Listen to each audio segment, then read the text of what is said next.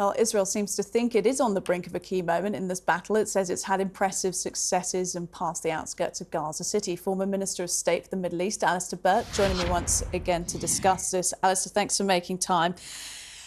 We were just listening to Jiten there talking about this tipping point in the conflict. I just want to ask, from your professional perspective, from the outside looking in, do you think there is going to be a breakthrough?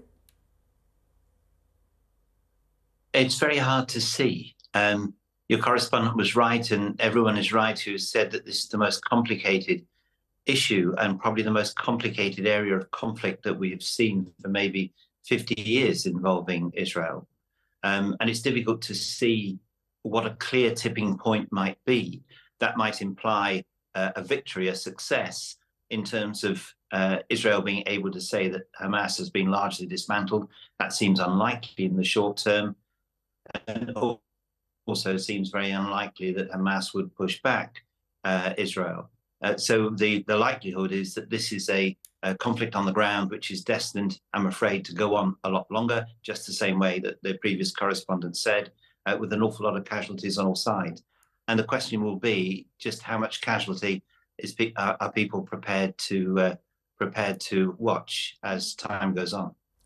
Now, so much focus on the Rafah crossing.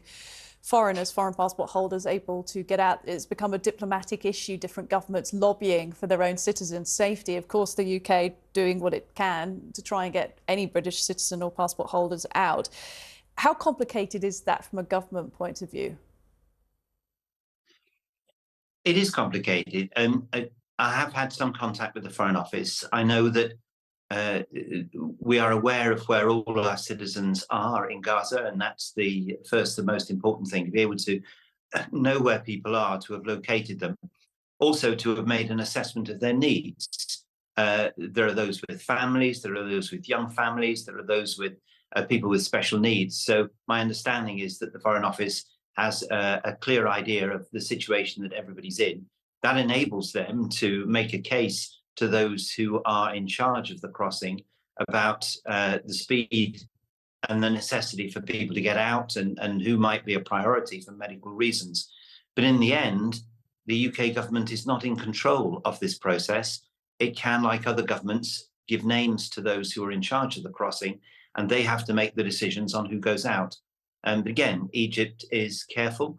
It wants to make sure it knows who is coming out of Gaza. They have their own security reasons for doing so. So the process is taking time. But I do know that Foreign Office representatives are doing absolutely the best they can in very difficult circumstances for all British citizens.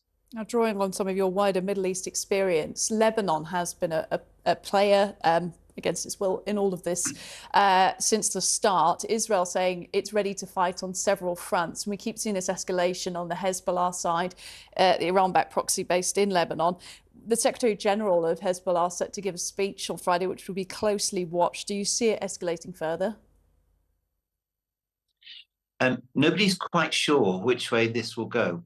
On the one hand, Hezbollah is an extremely well-equipped fighting force. It has been acquiring weaponry, serious weaponry, over a lengthy period of time, supplied by Iran through a route coming through Syria, and it's built up quite an armory. The question is, will it use it? On the one hand, it knows what happens if it does try to attack Israel. There will be significant reprisals aimed at Hezbollah fighters, and Iran knows that the proxy that it has in southern Lebanon will face a degree of destruction, and it may itself be targeted if people believe that Iran has prompted this. The other side of the coin is that Hezbollah is watching Hamas take on a fight which they claim to be of resistance, and Hezbollah's leadership might be called into question if they don't join in. So those are the pressures. However, all of it would suggest that there is no future for anyone in this conflict going on. Nobody will end up a winner. Many civilians will die. Unless the issue is resolved at political level, this will just go on. And every day it continues. The humanitarian crisis grows, but there is no specific political plan to bring this to an end. And that's what is sadly lacking and needs to be thought through and worked on immediately. There are hopes, at least, for that, but at the moment the fighting continues. Alistair Burt, former Minister of State for the Middle East, thank you for your time.